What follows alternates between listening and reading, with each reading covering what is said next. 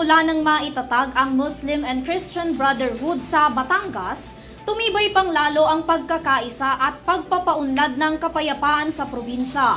Kaya naman ngayong anibersaryo ng nabuong samahan sa pagitan ng magkaibang relihiyon, ngunit may iisang adhikain na mapagbuklod ang lahat ng mga Pilipino, may resolusyon na ipinasa ang probinsya para sa ating mga kapatid na Muslim.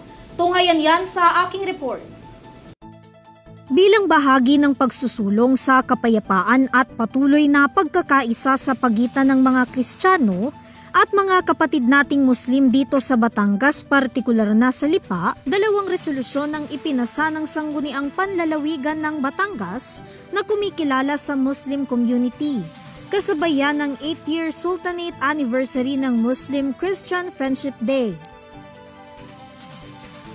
Ang Resolution 1308 at 1309 na iprinisenta mismo ni Batangas Vice Governor Antonio Mark Leviste II kasama ang mga board member ng probinsya, layon nitong kilalanin ang pagdiriwang ng 8th-year Sultanate of Batangas Anniversary and Muslim-Christian Friendship Day at nagtatakda sa buwan ng Setyembre kada taon bilang Muslim and Christian Brotherhood Month.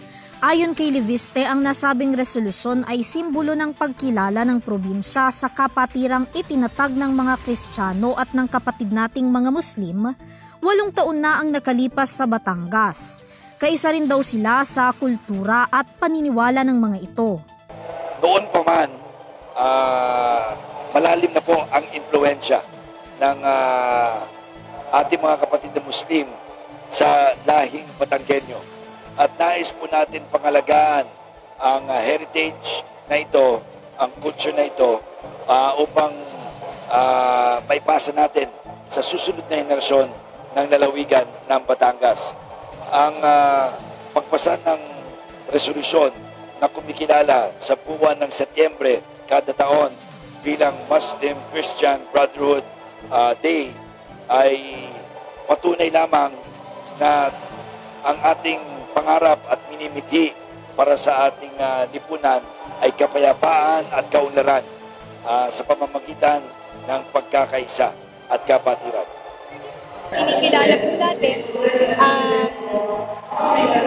ang bag ng ating mga kapatid na Muslim dito sa ating komunidad, lalo digit po sa probinsya ng Batangas.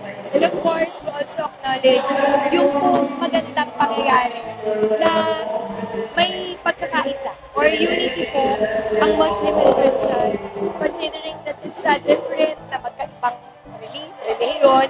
Para naman kay Sultan Coyogan Kokoy Benaning Bansaw na kumakatawan sa probinsya ng Batangas, layo ng kanilang naitatag na samahan ng pagkakaisa ng bawat Pilipino sa bansa sa kabila ng magkakaibang relihiyon. So, itong Christian-Muslim Friendship celebration actually ay through the efforts of the Royal Sultanate of Batangas.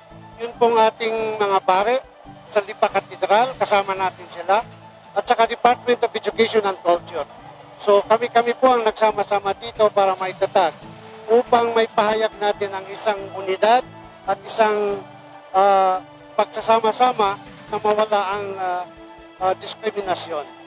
So ito kasi yung ini-establish dito yung to establish a strong camaraderie between Muslim and non-Muslim. Dahil yung resolution na yun ay nagpapatunay na nagkakaroon ng malapit sa isa't isa ng Muslim and Christian. Bukod dito, isa rin daw sa isinusulong ni Sultan Kokoy ang maiiwas ang mga kapatid nating Muslim sa diskriminasyon at matulungan din ng mga ito sa kanilang mga hanap buhay. Unang concentration natin yung sa micro and small entrepreneurs para lalong gumanda ang kanilang negosyo. So, as an entrepreneurs, yun po talaga ang aking concentration para dito sa lalawigan ng Batangas ay matulungan natin sila na gumanda lalo ang kanilang negosyo. So, tayo po ay naiimbitahan din sa mga symposium para mapag-usapan itong racial discrimination. Pero nakakatuwa naman, sa buong lalawigan ng Batangas, nawala na ang diskriminasyon.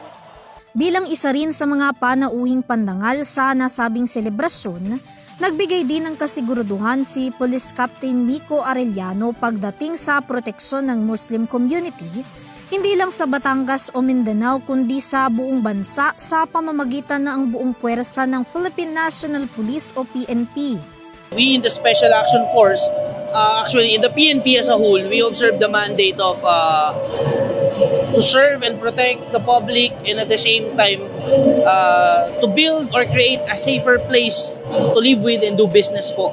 Hindi lang po sa ating mga kapwa Kristiyano at syempre para rin po sa ating mga kapatid na Muslim. Samantala, sinaksihan ng iba't ibang mga sektor sa Batangas ang programang isinagawa upang gunitain ang 8th-year anniversary ng Muslim and Christian Friendship Day, kung saan ilang Muslim community ang nagtanghal at ipinakita ang kanilang mga talento.